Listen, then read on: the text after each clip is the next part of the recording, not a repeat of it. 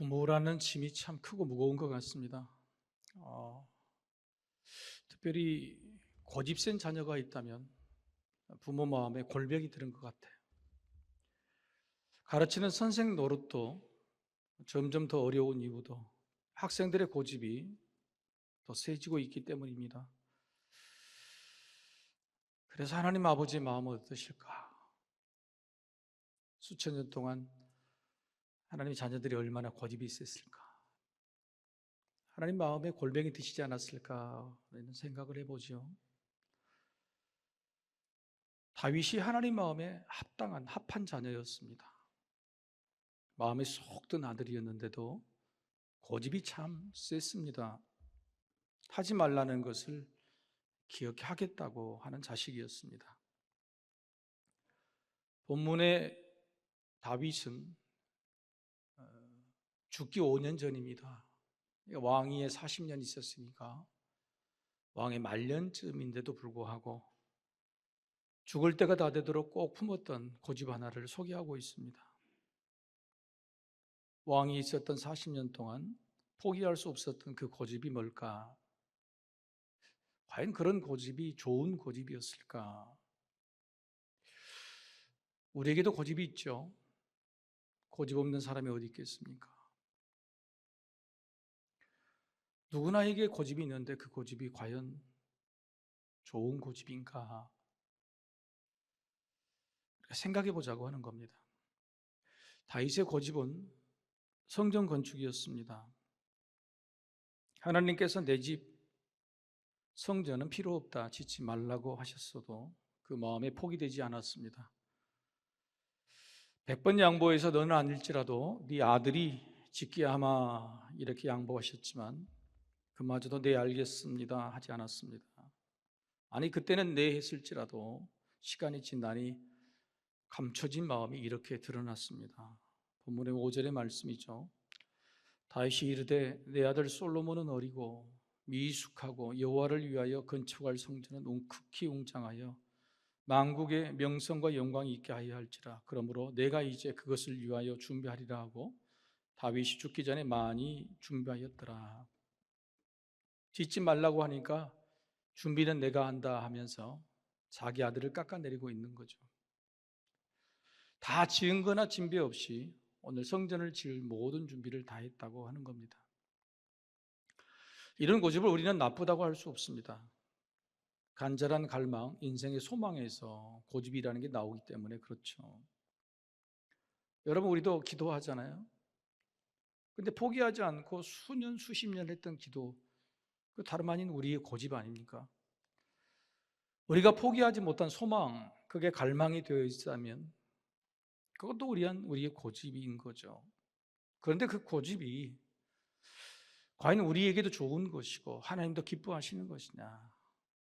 적어도 그런 소망을 이루어달라고 고집을 피울 때, 우리 기도를 꼭 응답해달라고 하나님께 고집을 피울 때 그 고집의 이유, 명분, 근거가 있어야 된다고 하는 겁니다. 적어도 부끄럽지 않아야 된다고 하는 거죠. 여러분, 자녀들이 가끔요 부모의 고집 때문에 힘들어하는 자녀들이 꽤 많아요. 연세가 70, 80 됐는데 갈수록 고집이 더 세지셔요. 자녀들이 이걸 못 꺾어가지고 너무너무 힘들어하는 집들이 많아요. 이런 고집이 도대체 좋은 고집일까? 어떤 고집일까? 마지막까지도 자녀에게 존경받지 못한 그런 고집으로 생을 마쳐야 되는 것일까? 오니 다윗이 딱 그런 상황이 있는 거죠. 하나님께 기도할 때도 그 기도가 고집처럼 비춰질지라도 적어도 하나님이 이해해 주시고 받으실 만한 부끄럽지 않은 고집이어야 된다. 우리 그것을 오늘 다윗의 마음에서 배우기를 원합니다. 제가 2주 전에 목회자 세미나에 참석했습니다. 해마다 전국에 있는 20개 교회 이상의 목회자들이 모여서 교회의 여러 가지 일들, 또 고민들, 행사들을 서로 나누고 위로받고 계획을 세우는 그런 자리죠. 굉장히 유익하고 기다려지는 시간입니다.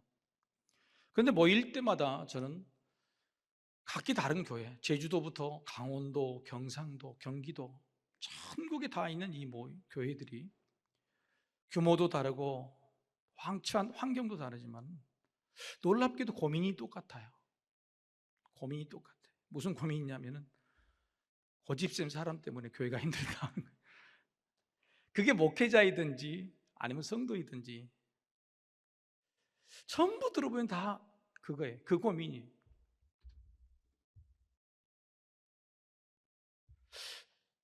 그래서 교회마다 공통점이 무엇인지 한번 찾아봤어요. 오래된 교회가 그렇더라고요.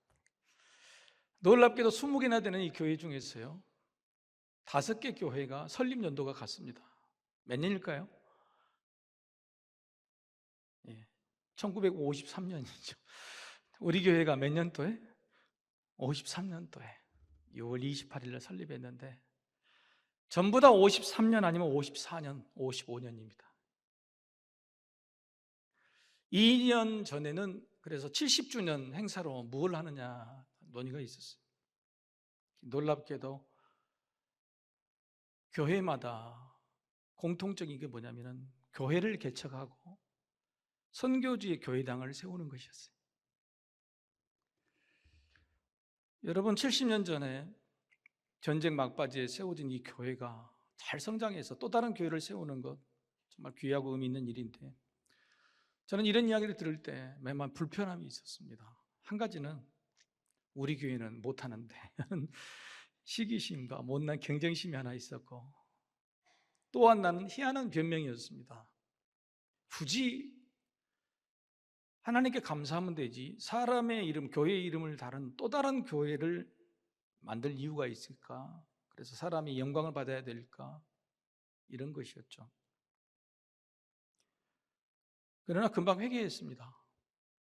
저들의 그 수고와 정성, 마음들을 내가 어떻게 표명할 수 있겠어요? 근데 내 안에 뭐가 있었냐면은 왜 교회당을 지어? 교회를 짓는다는 것에 대한 맹목적이고 이기적인 불편함, 고집이 저에게 있었던 것이죠. 여러분 분명히 말씀드립니다. 오늘 제가 교회당을 내 임기 때는 절대 건축하지 않겠다는 것을 처리한 게 아닙니다. 목사님이 마음이 변했다. 이게 아니고요. 다윗의 마음, 이 본문을 보면서 특별히 오늘 교회 창립 기념 감사주의를 맞아서 한번 생각해 보았던 것이죠. 힘들고 어려워도 고집스럽게 교회당을 짓고 그 어려운 가운데에도 교회를 지켰던 믿음의 선조들의 그 마음 아마 두 가지였을 겁니다. 첫 번째는 감사였죠. 여러분 공산주의 사회주의는 교회를 싫어하고 반대죠.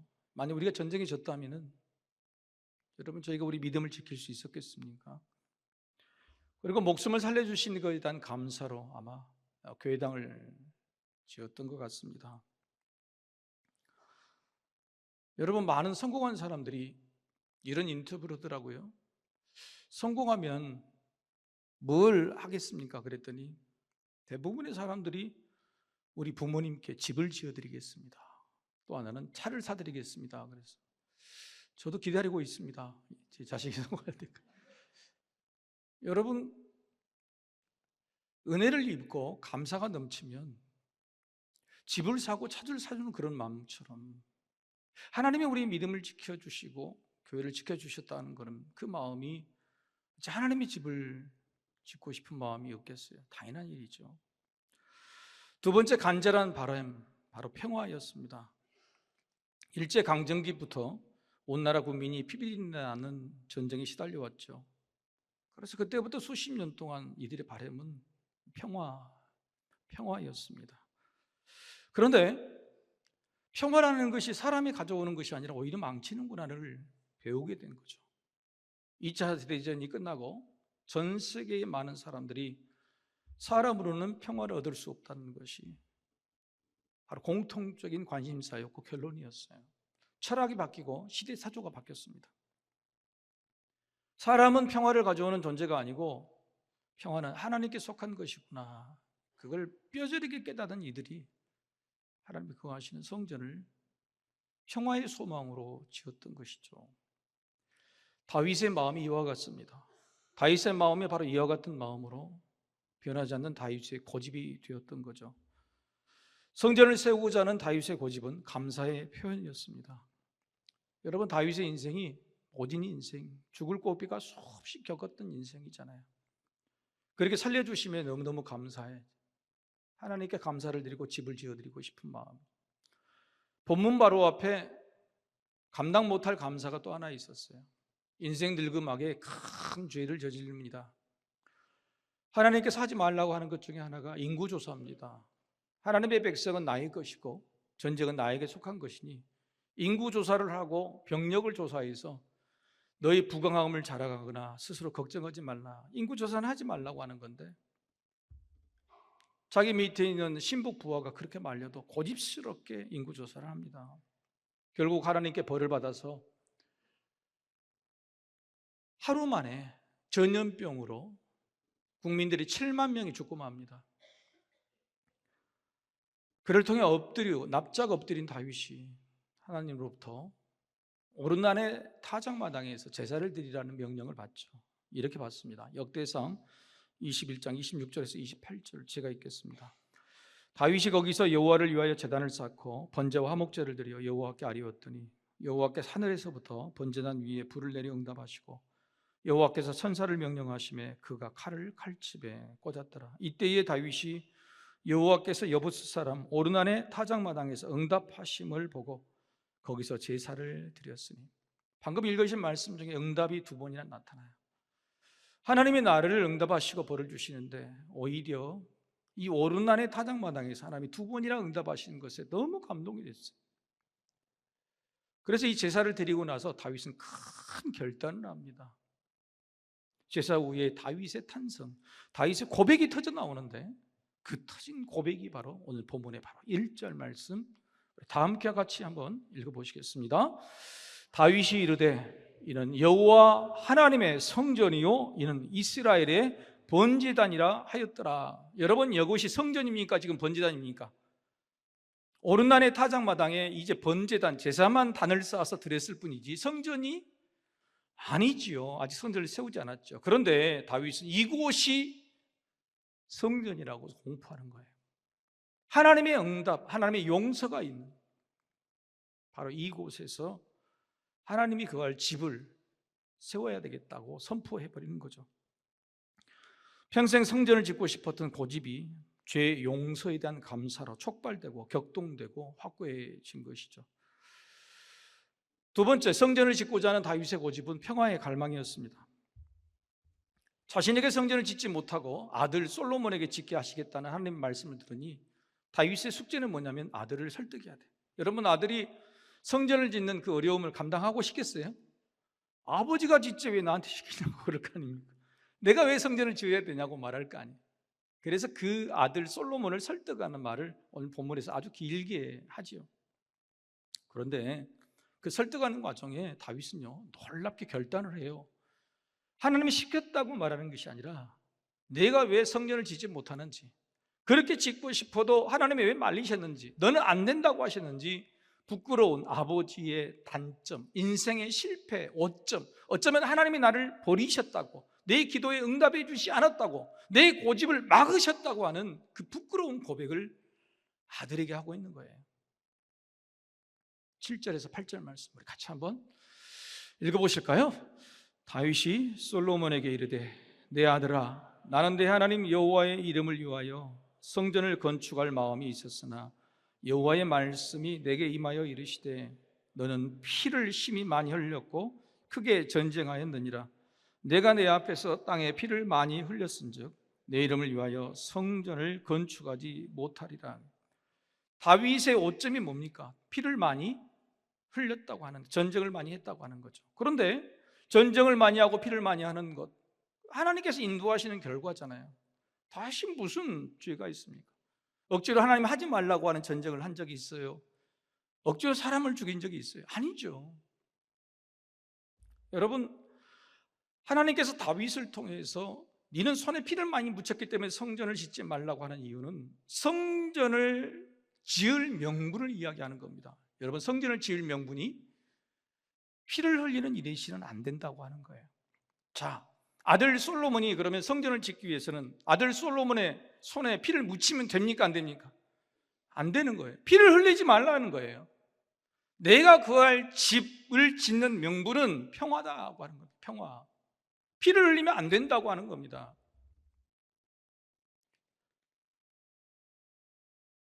여러분, 우리가 교회당을 지을 때 평화를 위해 짓습니까? 여러분의 인생의 위대한 성전, 위대한 집, 성공의 어떤 결과물을 만들 때 그 목적과 의미가 평화입니까? 수없이 많은 교회가 교회당을 지면서 주변의 이웃들과 싸웁니다. 꽹가리 치고 반대하고, 도대체 그렇게 교회당을 세워서 뭐 하려고요? 하나님은 원하세요. 그런 교회당에 내가 들어가지 않겠다, 그런 성전에 내가 거하지 않겠다고 하는 거예요. 교회당을 짓는 게 평화냐? 우리 삶의 인생의 목적에 세우고자 하는 성전이 과연 평화냐? 누군가의 피를 흘려서 만든 성전이라면 하나님은 거기에 거하시잖아요.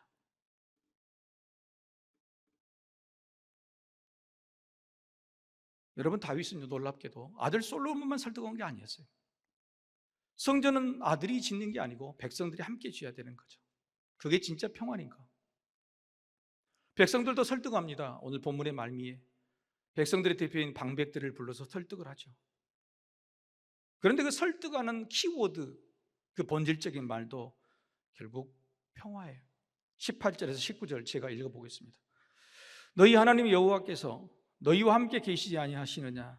사면으로 너희에게 평온함을 주지 아니하셨느냐? 이 땅 주민을 내 손에 넘기사 이 땅으로 여호와와 그의 백성 앞에 복종하게 하셨나니 이제 너희는 마음과 뜻을 바쳐서 너희 하나님 여호와를 구하라. 그리고 일어나서 여호와 하나님의 성전을 건축하고 여호와 언약궤와 하나님의 성전의 기물을 가져다가 여호와의 이름을 위하여 건축한 성전에 드리게 하라 하였더라. 하나님은 평화를 만드신 이후에 성전을 짓기를 원하셨어요. 그리고 성전을 짓는 마음도 평화이기를 원했고, 성전을 짓게 되면 온전한 평온함이 하나님으로부터 온다고 설득하고 있는 거예요. 다윗의 아들도 그리고 백성들도 설득할 명분, 자신이 평생도록 버리지 않는 그 고집을 관철시킬 만한 의미, 목표가 뭐였냐면 평화였어요.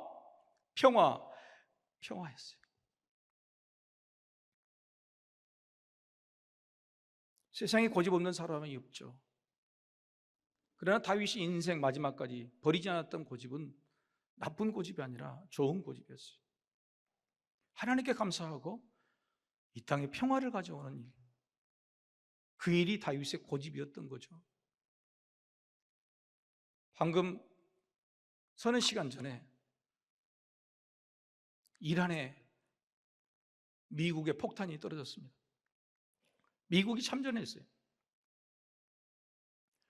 땅속 90m 속에 있는 핵시설을 파괴하려고 미국만 가지고 있는 폭탄이 떨어졌습니다. 세상은 고집스러운 사람들이 평화를 파괴하는 것입니다. 백성들이 죽어나가고 살기 위해 그렇게 바라가는 것도 너무너무 나쁜 고집들로 인해 세상은 무시당하고 생명이 죽고 이 땅은 그렇게 힘이 들어가요. 여러분, 굳이 그렇게 싸우는, 총칼로 싸우는 열전만이 아니라 냉전이라는 싸움이 있어요. 1945년에 조지 오일이라는 영국 작가가 핵폭탄으로 전쟁이 마감되는 것을 보고 그때 평화 없는 평화라는 말, 그 사이에 냉전이라는 말이 써졌어요. 평화 없는 평화, 핵폭탄을 터뜨릴까 봐 나도 핵폭탄을 가지고 싶어 하고 그 핵폭탄이 터지면 안 되니까 서로 간의 긴장과 갈등, 경쟁, 이런 상황을 냉전, 평화 없는 평화라고 말하는 거예요. 여러분, 솔직히 어제 싸우셨죠? 어제 집에서 싸우셨습니까? 안 싸우셨다면 여러분 얼굴이 이렇게 긴장되어 있을 리가 없어요. 여러분 집에도 지금 냉전을 벌이고 있는지 몰라요. 치고받고 싸우지는 않지만은 우리 삶 속에 사랑하는 사람, 부부 간에, 부모와 자식 간에, 형제 간에 냉전을 벌이고 있어요. 냉전의 본질은 분열과 대립의 갈등, 심화입니다. 오늘도 우리 영혼은 냉전을 벌이고 있는지는 몰라요. 이게 맞나? 저게 맞나? 저 사람은 왜 저럴까?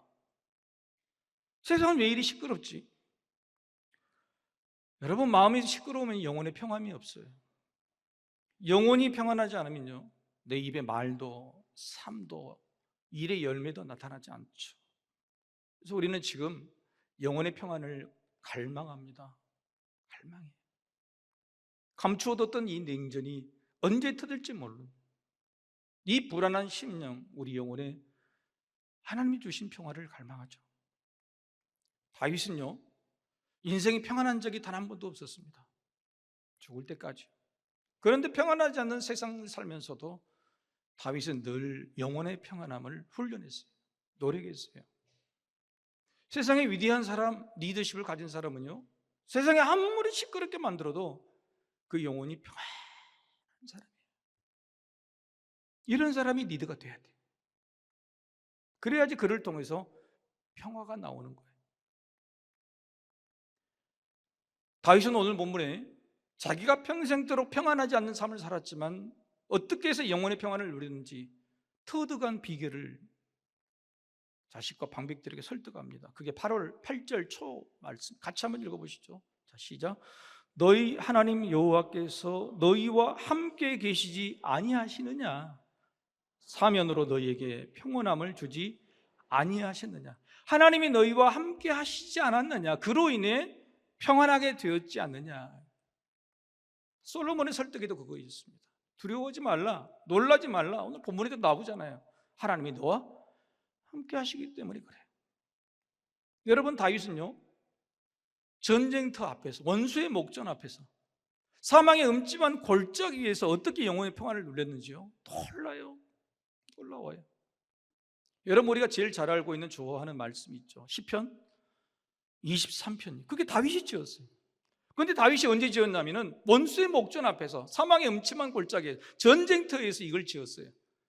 자, 여러분, 다윗의 마음이 되어서 지금 내가 전쟁터에 있다는 마음으로 우리 시편 23편을 한번 같이 한 목소리로 읽어보시겠습니다. 자, 시작. 여호와는 나의 목자시니 내게 부족함이 없으리로다. 그가 나를 푸른 풀밭에 누이시며 쉴 만한 물가로 인도하시는도다. 내 영혼을 소생시키시고 자기 이름을 위하여 의의 길로 인도하시는도다. 내가 사망의 음침한 골짜기로 다닐지라도 해를 두려워하지 않을 것은 주께서 나와 함께 하심이라. 주의 지팡이와 막대기가 나를 안위하시나이다. 주께서 내 원수의 목전에서 내게 상을 차려주시고 기름을 내 머리에 부으셨으니 내 잔이 넘치나이다. 내 평생에 선하심과 인자하심이 반드시 나를 따르리니 내가 여호와의 집에 영원히 살리로다. 원수의 목전에 사망의 음침한 골짜기에서 해를 두려워하지 않고 여기가 쉴 만한 물가, 푸른 초장이라고 말하는 것은 하나님이 나와 함께 하심. 영혼의 평안을 구한 다윗이 마지막에 선포했어요. 나는 여호와의 집에 영원히 살리로다. 하나님의 집에 거하는 것, 그 안에 평안을 누리는 것, 그게 다윗의 믿음이었고 마음이었고 고집이었던 것이죠. 그 고집으로 자신의 아들 때 솔로몬 시대에 그 나라의 평화가, 놀라운 평화의 시대가 열린 거예요. 여러분, 우리 영혼은 고집스러워야 됩니다. 그런데 그 고집이 어떤 고집일까요? 영혼이 하나님과 함께하는 것, 그 고집스러움이 있어야 돼요. 하나님과 함께하고자 하는 그 고집스러움이 습관이 되고 소망이 되고 노력이 되고 열심히 일상이 되면 행복해집니다.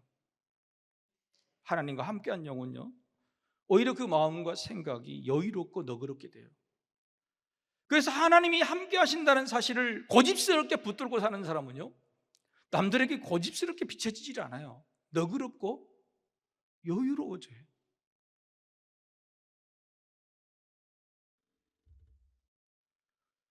여러분, 다윗이 찬양대를 참 귀하게 여겼어요. 오늘 우리 찬양단도 너무 놀랍죠. 근데 찬양단은 누가 대를 이었냐면 고라 자손들이 그 대를 이었어요. 고라 자손들이 찬양을 할 때에 기준이 있습니다. 찬양을 거짓으로 하면 안 돼. 진심으로 해야 돼. 근데 그게 뭐냐면은 내 마음이 막 왔다 갔다 하고 분주하고 그런 찬양은 안 받으시. 그래서 고라 자손이 찬양을 드릴 때 자기들이 영혼을 어떻게 훈련하고 관리하는 법이 있어요. 그게 바로 고라 자손이 지은 시편 42편, 43편에 나와 있는데 한번 화면을 보고 같이 한번 읽어볼까요? 자, 시작. 내 영혼아, 네가 어찌하여 낙심하며 어찌하여 내 속에서 불안해하는가? 너는 하나님께 소망을 두라. 그가 나타나 도우심으로 말미암아 내 하나님을 여전히 찬송하리로다. 자기 영혼에게 명령하는 거예요. 네 영혼아, 어찌하여 불안해하느냐? 네 소망을 하나님께 두라.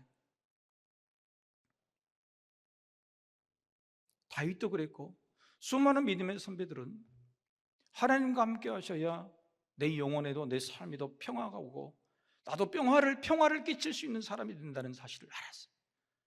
그런 교회가 진짜 교회라는 사실을 알았어요.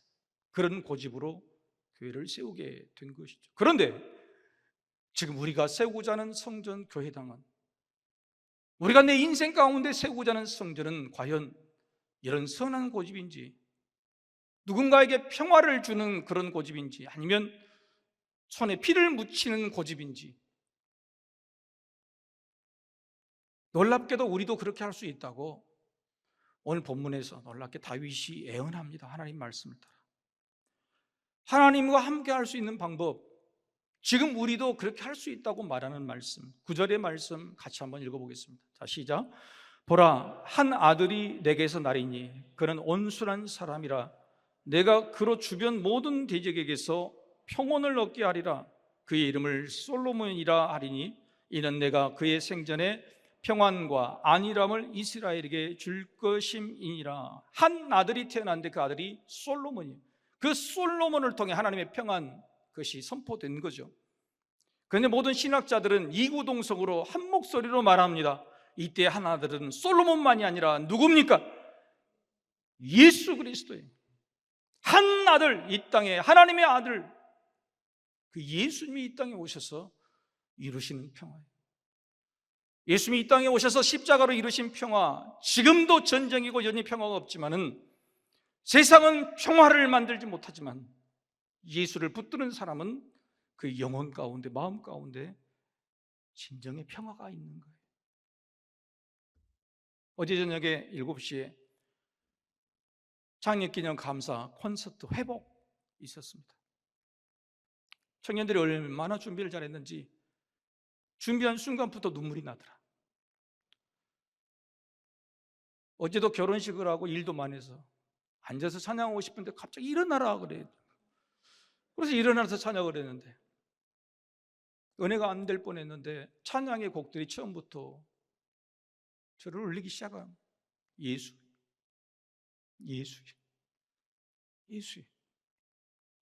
찬양을 하는 이 순간에도 나는 목회자로서 형식을 따지고 피곤함을 따지고 성도들이 몇 명 왔냐 이런 걸 따지고 있었구나. 내 영혼이 지금 어디에 붙어 있는 거지? 내 영혼 가운데 진정한 평안에 있는 것인지 부끄러웠어요. 그래서 앉을 수가 없었어요. 앉을 수 없이 서서 끝까지 찬양을 해요. 사랑하는 성도 여러분, 우리는 어떤 고집에 시달리고 있습니까? 도대체 어떤 고집으로 여러분 스스로를 힘들게 만들거나 여러분 주변에 평화를 빼앗고 있습니까? 적어도 부끄럽지 않는 고집, 평화를 끼치는 고집, 그게 믿는 우리들부터, 우리 교회부터 시작이 돼요. 하나님은 다윗을 통해서 약속하시 살 수 있다. 한 아들 예수를 붙들라. 평화를 이 땅에 가져오신 예수님의 그 십자가를 붙들면 네 영혼이 평안하게 될 것이다. 네가 평화를 끼치는 자가 될 것이다. 세상이 아무리 시끄럽고 혼란스러워도 너는 평화를 선포할 수 있을 것이다 라고 말합니다. 하나님 우리에게 이렇게 약속하셨어요. 예수를 고집하면 내가 너희 집에 거하겠다. 이 하나님의 약속이 우리의 것이 되기를 주님의 이름으로 소망하며 축복합니다.